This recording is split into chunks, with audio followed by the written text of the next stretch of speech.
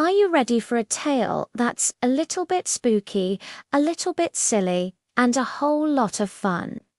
Perfect, because tonight we're journeying deep into a misty forest where a legend whispers of a very special cauldron.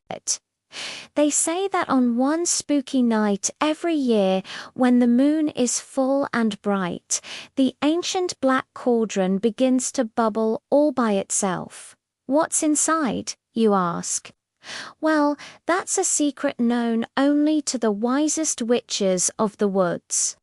But this year, a group of brave friends decided they were going to find out. Our story begins with Maya, a girl with a heart full of courage; Leo, who could solve any riddle you threw at him; and little Finn, whose pockets were always filled with snacks and surprises. As the sun set on Halloween, they tiptoed into the Whispering Woods, following a path sparkling with moonlight. "Do you hear that?" whispered Maya. A soft, bubbling sound, like a giant pot of stew, was coming from a clearing up ahead. There it was, the legendary black cauldron, perched over a crackling fire that glowed with eerie green and purple flames. A long, crooked spoon rested against its side, and a dusty old book lay open on a nearby tree stump. Leo crept closer. "It's the recipe," he gasped.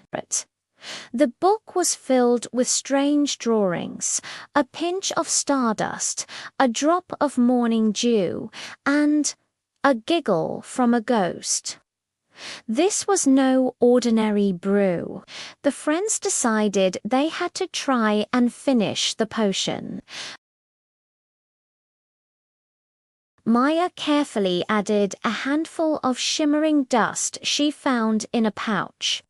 Finn, remembering he had a bottle of rainwater he'd collected that morning, poured in a few drops. But when it came to the giggle of a ghost, they were stumped. Suddenly, a friendly-looking ghost with rosy cheeks floated down from a tree. "Boo," he said, but it came out as a funny little squeak. The friends burst out laughing, and as they did, a few of their giggles floated into the cauldron. Whoosh! The potion bubbled violently and turned a brilliant shade of gold. It shimmered and swirled, and tiny glowing stars began to float out of the pot, dancing around the clearing. But then, something went wrong.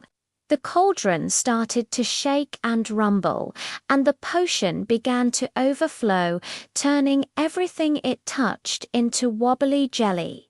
The trees, the rocks, even Finn's bag of candy corn. "Oh no," cried Leo, "we must have missed a step." Thinking fast, Maya remembered the last line in the recipe book, to calm the magic's flow. A simple act of kindness you must show. They had been so focused on the magic,